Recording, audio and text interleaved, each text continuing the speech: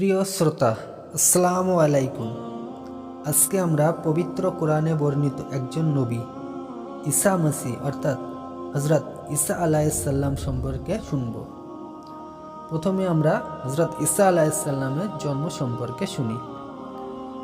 হজরত ইহাইয়া আলাইসাল্লাম তার দিনী দাওয়াতের সময় হজরত ঈসা মসিহ এর আবির্ভাবের সুসংবাদ লোকজনকে আগেই প্রদান করেছিলেন।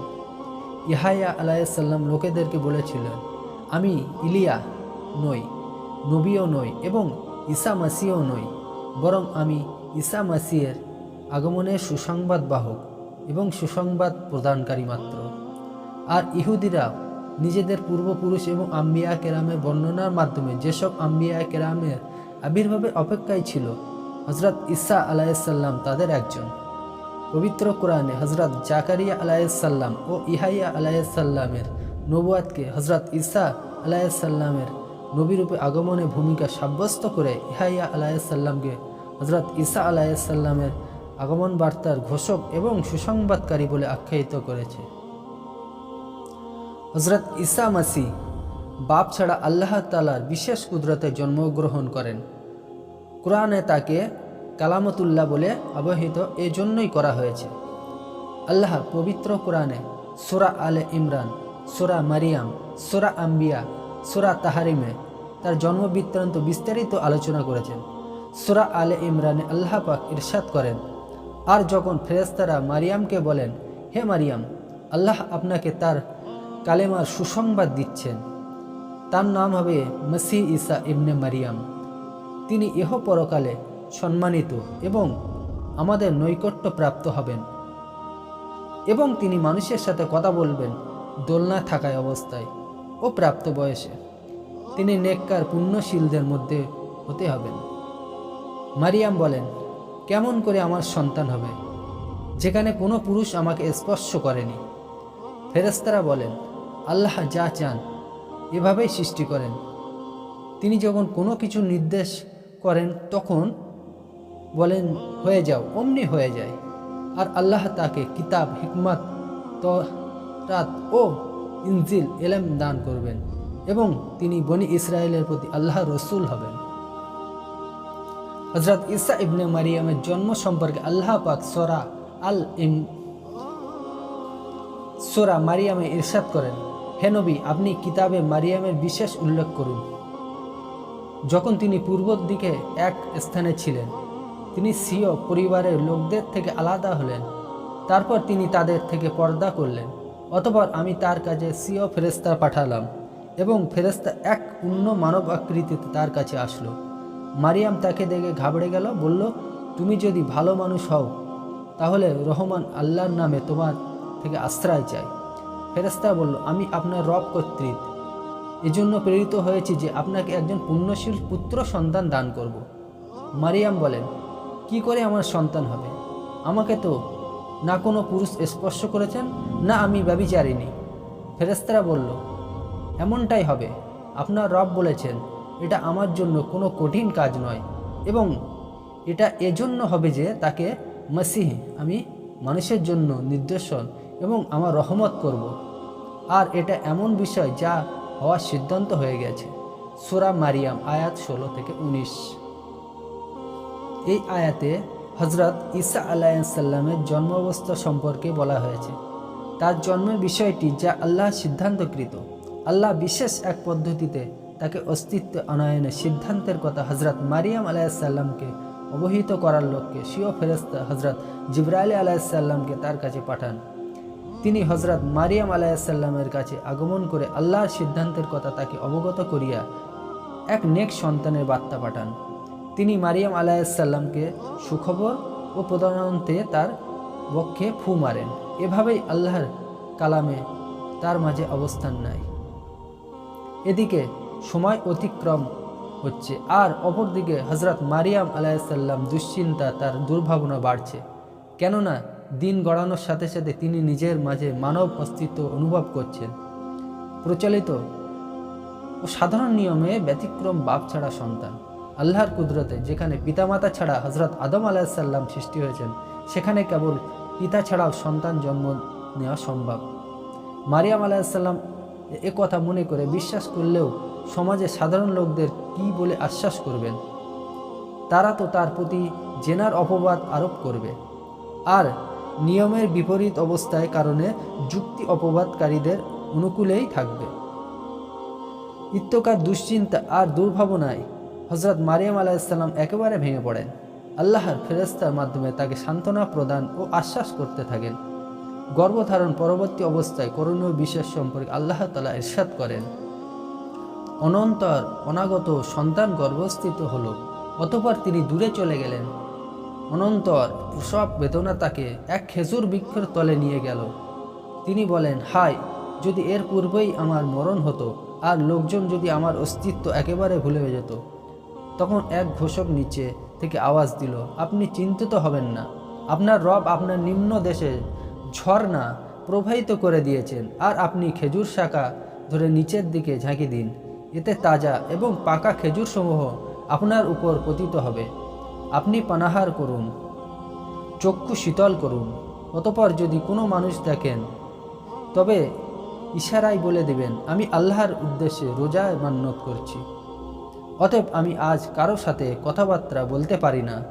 অতঃপর তিনি ছেলেকে নিয়ে সম্প্রদায়ের কাছে এলেন, অর্থাৎ তিনি সন্তান লাভ করলেন এবং তার ছেলেকে নিয়ে সম্প্রদায়ের কাছে এলেন। ছেলে তার কোলেই ছিল। লোকেরা দেখা মাত্রই বলে উঠল, ওহে মারিয়াম, তুমি তো আজব কর্ম করে। ওহে হারুন ভগ্নী, তোমার পিতা তো খারাপ লোক ছিল না, আর তোমার মাও তো ব্যভিচারিণী ছিল না, তুমি এ কি করলে? তখন তিনি ছেলের প্রতি ইশারা করলেন। লোকজন বলল, আমরা তার সাথে কি কথা বলবো, সে এখনও মায়ের কোলে দুগ্ধ পান করছে। সূরা মারিয়াম আয়াত 22-23। তখন হযরত জাকারিয়া আলাইহিসসালাম সেখানে উপস্থিত হলেন। তিনি মারিয়ামের কোলে অবস্থিত শিশুকে জিজ্ঞাসা করলেন, তুমি যদি আল্লাহর নির্দেশে আগমন করে থাকো তবে দলিল পেশ করো। এ সময় হযরত ঈসা আলাইহিসসালাম মায়ের কোলে দুধ পানে রত ছিলেন। তিনি হযরত জাকারিয়া আলাইহিসসালামের প্রশ্ন শুনে দুধ পান ছেড়ে উত্তর দিলেন এবং বাম পার্শ্ব হয়ে ডান হাতের শাহাদাত আঙ্গুলি উত্তোলিত করে জবাব দিলেন যে তিনি আল্লাহর বান্দা। এভাবে তিনি একে একে স্বীয় 8টি বৈশিষ্ট্য বর্ণনা করেন। তাহার প্রথম বর্ণনা হলো, আমি আল্লাহর বান্দা, আমি আল্লাহ পাকের বিশেষ কুদরতে পিতাহীনভাবে জন্মগ্রহণ করেছি, আমি অবৈধ সন্তান নয়। তার দ্বিতীয় বর্ণনা হলো, শীঘ্রই আমার উপর আল্লাহর পক্ষ হতে কিতাব নাজিল হবে। তৃতীয় বর্ণনা হলো, আর তিনি আমাকে নবুয়াত দান করবেন। চতুর্থ বর্ণনা হলো, আমার সাথে বরকত ও কল্যাণ থাকবে আমি যেখানেই থাকি না কেন। পঞ্চম বর্ণনা হলো, যতদিন জীবিত থাকি ততদিন পর্যন্ত নামাজ ও জাকাত আদায় করার জন্য আল্লাহ পাক আমাকে নির্দেশ দিয়েছেন। ষষ্ঠ বর্ণনা হলো, এবং আল্লাহ পাক আমাকে স্বীয় মাতার খিদমতগার বানিয়েছেন। সপ্তম বর্ণনা হলো, আল্লাহ পাক আমাকে ঔদ্ধত্য ও বদখবর বানাননি। এবং অষ্টম বর্ণনা হলো, আমার জন্মের দিনে, আমার মৃত্যুর দিনে এবং কবর হতে জীবিত করার দিনে আমার প্রতি সালাম ও শান্তি। তখন তার সম্প্রদায়ের লোকেরা তখন শিশু হযরত ঈসা আলাইহিসসালামের মুখনিসৃত কথা শুনে আশ্চর্য হয়ে গেল, কেননা এত ছোট শিশু কখনো কথা বলতে পারে, কেউ কখনো শোনেনি। তদুপরি এত বিশুদ্ধ ভাষায় ও সরগর্ভমূলক বক্তব্য যা সাধারণের জন্য অসম্ভব। তারা হতবাক হয়ে গেল। এরা বুঝতে পারল যে নিঃসন্দেহে এ এক অসাধারণ শিশু আল্লাহ পাক স্বীয় কুদরতে সৃষ্টি করেছেন। অসাধারণ শিশু, সুতরাং তার অবৈধ হওয়ার প্রশ্নই আসে না, আর তার মাতাও অসতী নন। এদিকে হযরত ঈসা আলাইহিসসালাম স্বীয় সারাগর্ভ বক্তব্য পেশ করার পর থেকে একেবারে চুপ হয়ে গেলেন। অনন্তর সাধারণ শিশুরা বয়সে উপনীত হলে কথা বলে, সে বয়সে উপনীত হওয়ার পূর্বেই আর কোনো কথা বলেনি। হযরত ওহাব ইবনে মুনাব্বা হতে বর্ণিত, হযরত ঈসা আলাইহিসসালাম যেদিন ভূমিষ্ঠ হলেন সেদিন পারস্য সম্রাট আকাশে একটি নতুন নক্ষত্র দেখতে পেলেন। তৎকালে রাজা বাদশাহদের দরবারে জ্যোতিষী ও পরদর্শী ব্যক্তিরা থাকত, যারা আসমানের নক্ষত্র গতিবিধি দেখে রাজ্যের শুভ অশুভ ফলাফল গণনা করত। সম্রাটের দরবারে উপস্থিত জ্যোতিষীকে এ ব্যাপারে জিজ্ঞাসা করলেন। জ্যোতিষীরা বলল, এ উদিত নক্ষত্র দ্বারা ইঙ্গিত করা হচ্ছে যে আজ এ ধারাময়ে এক মহান ব্যক্তির আবির্ভাব ঘটেছে, আর মহান ব্যক্তি আবির্ভাব সিরিয়াতে রয়েছে। সম্রাট এই মহান ব্যক্তির খোঁজ নিতে চাইলেন, তাই পারস্য সম্রাট সিরিয়া বাদশাহের কাছে একটি প্রতিনিধি দল পাঠালেন এ মহান ব্যক্তির জন্ম অন্যান্য অবস্থা সম্পর্কে খবরাখবর নেওয়ার জন্য। সিরিয়ার সম্রাটের জন্য উপঢৌকন হিসেবে তাদের কাছে দামি দামি সুগন্ধি পাঠিয়ে দিলেন। প্রতিনিধি দল সিরিয়া উপনীত হয়ে শিশুরূপী যে মহান ব্যক্তিতে অনুসন্ধান শুরু করলো। তারা ইহুদিদেরকে বলল যে তোমাদের মধ্যে এক মহান ব্যক্তিত্বের আবির্ভাব ঘটেছে, অদূর ভবিষ্যতে তোমাদের রুহানি সম্রাট হবেন। ইহুদিরা পারস্য প্রতিনিধি দলের কাছে এ সংবাদ শুনে তারা তাদের প্রেরিত প্রতিনিধি দলকে রাজ দরবারে আহ্বান করে তাদের আগমনের কারণ অবগত হতে চাইল। তাদের মুখে নবগত শিশুর কথা শুনে সে ভীত হয়ে পড়ল। অতঃপর প্রতিনিধি দলকে এ শিশু সম্পর্কে আরও অধিক অবগত হওয়ার জন্য অনুমতি প্রদান করল। পারস্য প্রতিনিধি দল বাইতুল মুকাদ্দাসে উপনীত হয়ে হজরত ঈসা আলাইহিসসালামকে দেখতে পেল। অতঃপর তাদের প্রচলিত প্রথা অনুযায়ী তাকে সেজদা করল আর বিভিন্ন ধরনের সুগন্ধি দ্রব্য তাকে হাদিয়া স্বরূপ পেশ করল। এখানে তারা কিছুদিন অবস্থান করল। এ সময় তাদের মধ্যে কোনো ব্যক্তি স্বপ্নে দেখল যে সিরিয়ার বাদশাহ হজরত ঈসা আলাইহিসসালামের সাথে শত্রুতা শুরু করে দিয়েছে। স্বপ্নে তাদেরকে নির্দেশ দেওয়া হলো যে তারা যেন সিরিয়ার বাদশাহের কাছে না গিয়ে বাইতুল লাহাম হতে সরাসরি পারস্য ফিরে যায়।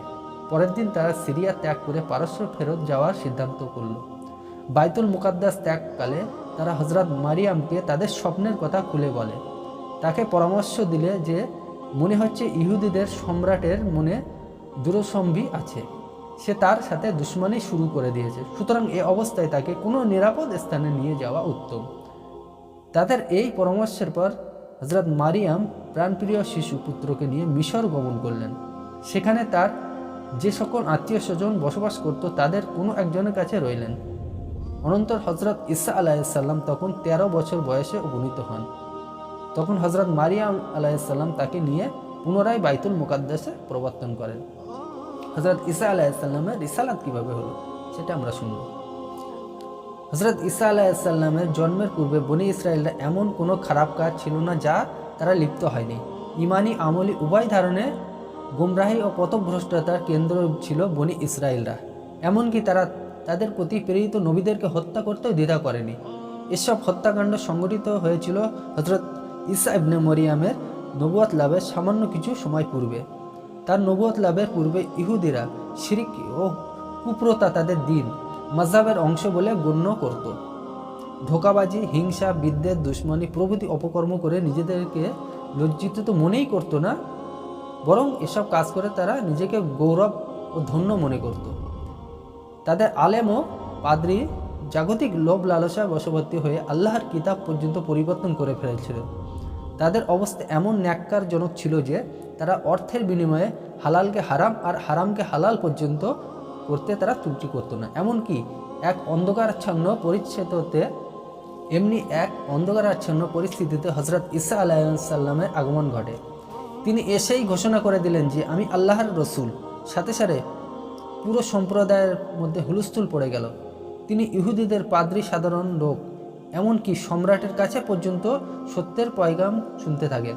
তিনি সর্বসাধারণকে বলেন, হে মানুষ, আল্লাহ আমাকে রসুল হিসেবে তোমাদের কাছে পাঠিয়েছেন। তোমাদের হিদায়েত এবং তোমাদের সেবা করার দায়িত্ব আমার উপর অর্পিত হয়েছে। আমি মহান রবের পক্ষ থেকে তোমাদের জন্য আলো নিয়ে উপস্থিত হয়েছি। তোমাদের সামনে আল্লাহ পাকের বিধান সম্বলিত কিতাব তাওরাত রয়েছে। তোমরা নিজেদের অপকর্মের কারণে তা পিছনে ফেলে দিয়েছ, সেই গ্রন্থস্থি বাণী পরিত্যাগ করেছ। আমি সেই গ্রন্থের সত্যতা প্রতিপাদন করছি আর এ সহায়ক গ্রন্থ হিসেবে ইঞ্জিল সহ আগমন করেছি। এ কিতাব হক ও বাতিলের মধ্যে ফয়সালা করবে, মিথ্যা ও সত্যের মধ্যে পার্থক্য করবে। আমি যা বলেছি মনোযোগ দিয়ে শোনো। তোমরা আল্লাহর অনুগত করো। দিন দুনিয়ার কামিয়াবি এটাই একমাত্র পন্থা। কিন্তু তারা হজরত ঈসা আলাইহিসসালামের আহ্বান সাড়া দেয়নি, বরং তাকে জাদুকর বলে অপবাদ দিয়েছে। এ সম্পর্কে পবিত্র কোরআনে ইরশাদ হয়েছে যে অর্থ হলো, এবং নিঃসন্দেহে আমি মুসাকে কিতাব দান করেছি এবং তার পিছনে রসুলদের প্রেরণ করেছি। ঈসা ইবনে মারিয়ামকে উজ্জ্বল মর্যাদা দান করেছি এবং তাকে পবিত্র আত্মা অর্থাৎ জিব্রাইল আলাইহিসসালাম দ্বারা সাহায্য করেছি। তবে কি যখন তোমাদের কাছে আল্লাহর কোনো রসুল এমন সব আহকাম সহ আগমন করেছিল যা পালন করতে তোমাদের অন্তর চায় না, তখন তো তোমরা অহংকার করেছিলে। তারা এও বলতো যে আমাদের অন্তরে পর্দাবৃত এবং কুফরি করার কারণে আল্লাহ তাদের প্রতি লানত করেছেন, এজন্য তাদের অনেকে কম লোক ঈমান এনেছে। সূরা বাকারা আয়াত 87 থেকে 88। এরপরেও তারা হযরত ঈসা আলাইহিস সালামের রিসালাত ও নবুয়তকে মেনে নিতে অস্বীকার করল এবং তার বিরোধিতায় উঠে পড়ে লাগলো, তাকে নানাভাবে কষ্ট দিতে লাগলো। এক পর্যায়ে তারা তার নবুয়ত রিসালাতে প্রমাণ প্রদর্শনের দাবি করল। আল্লাহ হযরত ঈসা আলাইহিস সালামকে বিভিন্ন অলৌকিক নিদর্শন প্রদান করলেন। 4টি নিদর্শন প্রধান। 1, তিনি মৃত্তিকা দিয়ে পাখি তৈরি করে তাতে ফুঁক মেরে দেওয়ার পর এটা উড়ে যেত।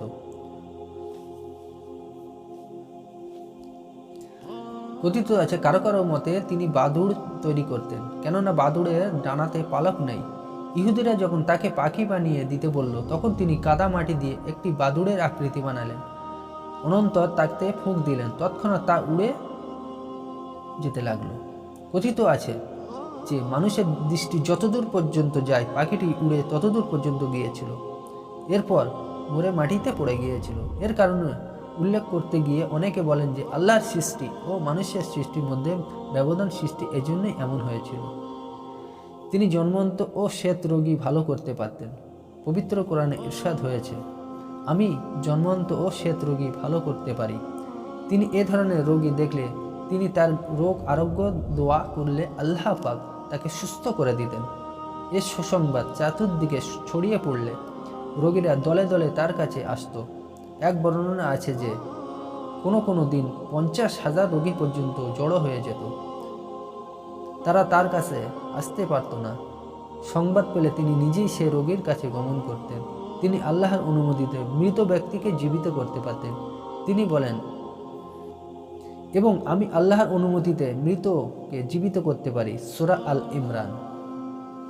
হযরত ইবনে আব্বাস রাদিয়াল্লাহু হতে বর্ণিত, হযরত ঈসা আলাইহিস সালামের 4 জন মৃত ব্যক্তিকে জীবিত করেছিলেন। তার মধ্যে একজনের নাম ছিল গায়র। গায়র হযরত ঈসা আলাইহিস সালামের সহযোগীদের মধ্যে একজন ছিলেন। গায়র মারা গেলে তার ভগ্নী হযরত ঈসা আলাইহিস সালামের কাছে লোক পাঠালো যে তার ভাই গায়র মৃত্যুবরণ করেছে। বাইতুল মুকাদ্দাস হতে গায়রের বাড়ির দূরত্ব ছিল 3 দিনের। হযরত ঈসা আলাইহিস সালাম স্ত্রী সাথীদের নিয়ে গায়রের বাড়িতে পৌঁছলেন। ইতিমধ্যে গায়রকে কবরস্থ করা হয়েছে।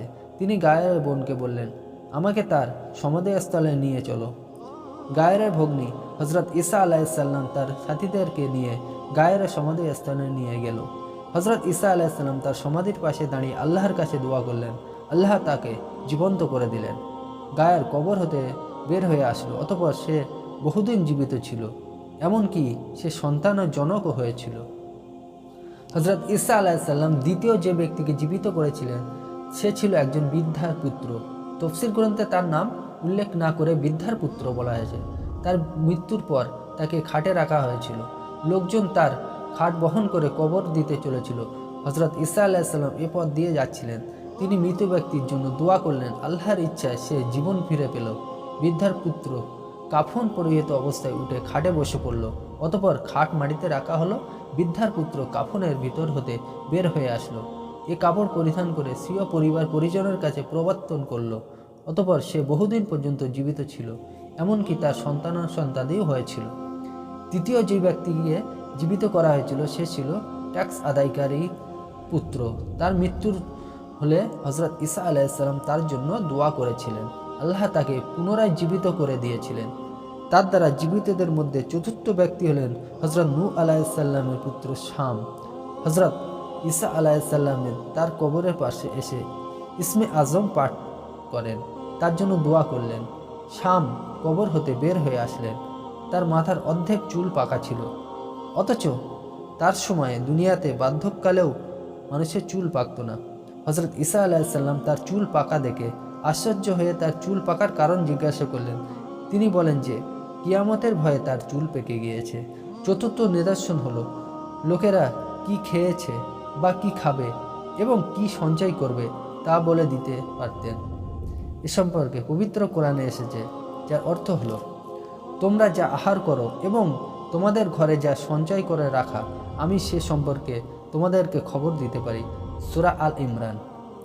হযরত ঈসা আলাইহিসসালাম শিশুদেরকে বলে দিতে পারতেন যে তাদের গৃহে কি রান্না হয়েছে, তাদের পরিবারের লোকজনের মধ্যে কে কি খাদ্য আহার করেছে আর কে কি খাদ্য সঞ্চয় করে রেখেছে। তাদের মা বাবা খাদ্য গোপন করে রেখেছিল, এ সম্পর্কেও কেউ জানে না। তারা কিভাবে জানলো? তাই তাদের মা বাবার আশ্চর্য হয়ে যেত। তারা বুঝতে পারল যে কেউ তাদের এই গোপন সংবাদটি অবগত করেছেন। তাই তারা জিজ্ঞাসা করল, এ খাদ্য সম্পর্কে তোমাদেরকে কে অবগত করেছেন? শিশুরা বলল, হযরত ঈসা ইবনে মারিয়াম অবগত করিয়াছে। তারা শিশুদেরকে বলল, তোমরা কখনো তার কাছে যাবে না, কেননা তিনি জাদুকর। তারা শিশুদেরকে বন্দি করে রাখল যেন তার কাছে যেতে না পারে। ফলে শিশুরা পরের দিন ঈসা আলাইহিসসালামের কাছে আর কেউ আসলো না। পরের দিন শিশুদেরকে না পেয়ে তিনি তাদের খোঁজে বের হলেন। শিশুদের পিতা মাতা অভিভাবককে তাদের সম্পর্কে জিজ্ঞাসা করলে তারা জবাব দিল যে শিশুরা কোথায় গেছে তারা অবগত নন। হযরত ঈসা আলাইহিসসালাম ঘর তালাবন্ধ দেখলেন। তিনি জিজ্ঞাসা করলেন, এ ঘরে কারা অবস্থান করছে? জবাবে তারা বলল, এ ঘরে শুকার রয়েছে। হযরত ঈসা আলাইহিসসালাম বলেন, তারা এরূপ হয়ে যায়, এ বলে তিনি ফিরে আসলেন। পরে শিশুদের বাবা মা অভিভাবক গৃহের দরজা খোলার পর দেখতে পেল যে ঘরে অবস্থিত সকল শিশু শূকরে পরিণত হয়ে গেছে। কোনো কওমের কাছে নবী ও রসুল প্রেরণে আল্লাহ তাআলার সাধারণ নিয়ম হলো যে যখন কোনো কওমকে হিদায়াত এবং তাদের দ্বীনি দুনিয়ার সাফল্যের জন্য কোনো নবী বা রসুল পাঠাতে চান, তখন দেখেন যে এ কওমের লোকেরা কোন বিষয়ে নিজেদের অপ্রতিদ্বন্দ্বী মনে করে। আল্লাহ তখন নবী ও রসুলকে এই জাতীয় এমন একটি মুজিজা পাঠান যে এ মুজিজার সামনে তাদের সর্বপ্রকার অভিজ্ঞতা অহংকার ভেঙে চুরমার হয়ে যায়। তাদের সব ধরনের আমফলিত ও ধূলিমাত্র হয়ে যায়।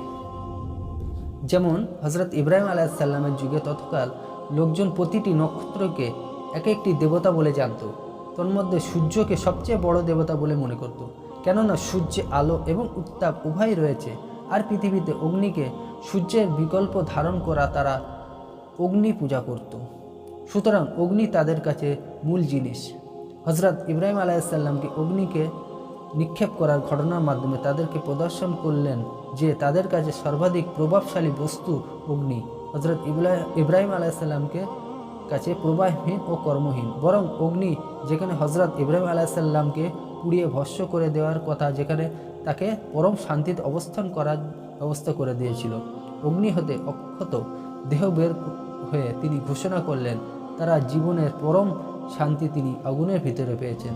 এত অধিক শান্তি আর কখনো পাননি। সমস্ত দুনিয়া তার ঘোষণা শুনে স্তম্ভিত হয়ে যায়।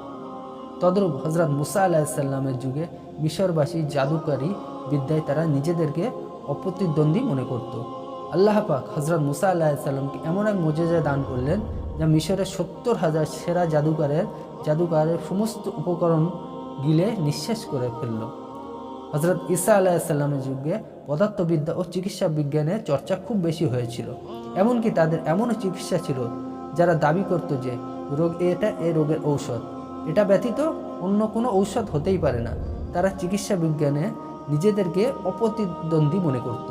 আল্লাহ পাক হযরত ঈসা আলাইহিসসালামকে অনুরূপ মুজিজা দান করলেন।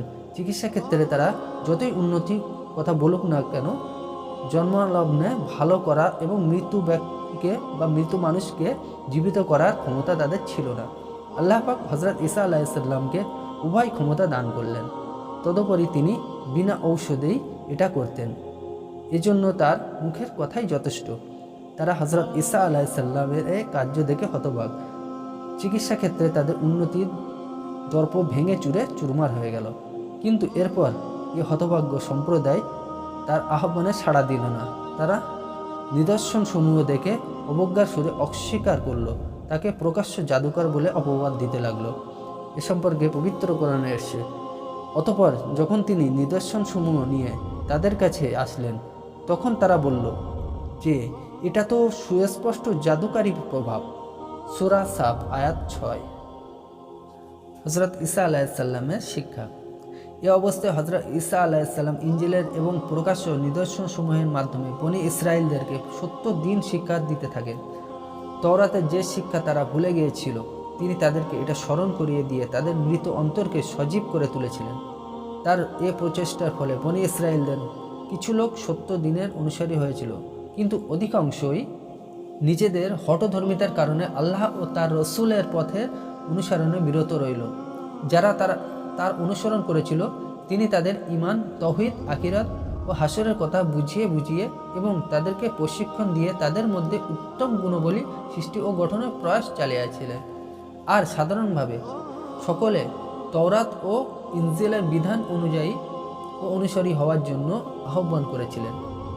তিনি লোকেদেরকে বলতেন, আমি তোমাদের কাছে এমন হিকমত নিয়ে এসেছি, যদি তোমরা আমার কথা মেনে চলো তবে তোমাদের মধ্যকার সমস্ত বিভেদ দূর হয়ে যাবে এবং তোমাদের পরস্পরের মধ্যে ভ্রাতৃত্ব ও সৌহার্দ্য প্রতিষ্ঠিত হবে। এ সম্পর্কে আল্লাহ সুবহানাহু ওয়া তাআলা বলেন, ঈসা আলাইহিসসালাম যখন নিদর্শনসমূহ বলেন, আমি তোমাদের আকীদা সংশোধন করার জন্য হিকমত সহ তোমাদের কাছে এসেছি, আর যে বিষয়ে তোমরা দ্বিমত করছো তা তোমাদের কাছে বর্ণনা করব। তোমরা আল্লাহকে ভয় করো এবং আমার অনুসরণ করো। নিশ্চয় আল্লাহ পাক আমারও ও তোমাদেরও রব, সুতরাং তার ইবাদত করো, এটাই সোজা পথ। কিন্তু তারা বিভিন্ন দলে নিজেদের মধ্যে মতান্তরের সৃষ্টি করল। সুতরাং এসব জালিমদের জন্য বেদনাদায়ক দিবসের আযাব অপেক্ষা বড় ধ্বংস রয়েছে। সূরা যুখরুফ আয়াত 63 থেকে 65। তো প্রিয় শ্রোতা, আজকে আমরা হযরত ঈসা ইবনে মারিয়ামের, হযরত ঈসা আলাইহিস সালামের জীবনীর প্রথম পর্ব শুনলাম। দ্বিতীয় পর্বটি ইনশাআল্লাহ তাড়াতাড়ি আমরা শুনব। সবাই ভালো থাকবেন। আসসালামু আলাইকুম ওয়া রাহমাতুল্লাহি ওয়া বারাকাতুহু।